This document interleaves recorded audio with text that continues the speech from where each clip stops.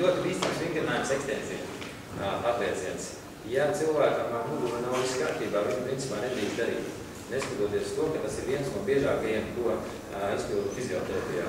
Lai viņu apietu un tomēr būtu šis vingrinājums izpildīts, tas nebūtu nodarīts mugurai pāri, viņš ir jāpild asimetriski. Šādā veidā.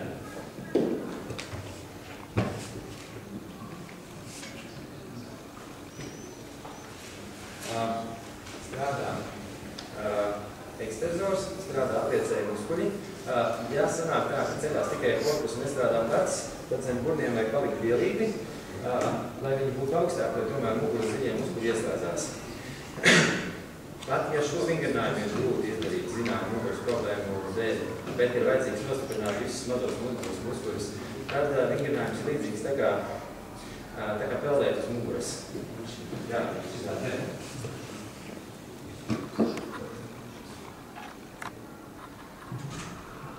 Beigās viņš jāanalizē.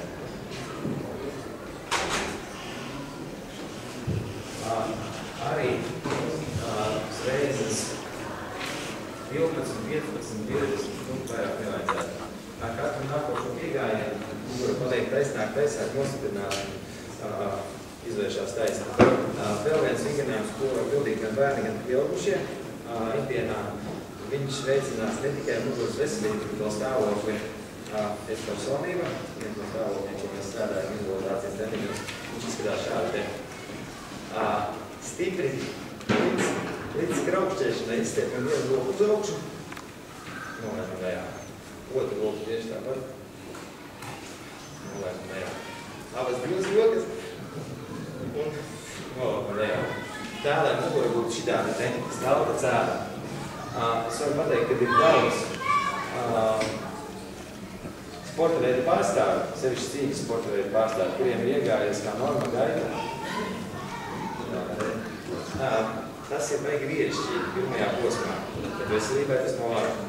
Un ar to ir jācīnās pēc tam, kad būs paveikta sportiskā karjera. Tā kā muguru labāk turēt kopā ar vienmēr, ne tikai tad, kad tam ir kāda problēma, lai būtu iet kurā brīdī.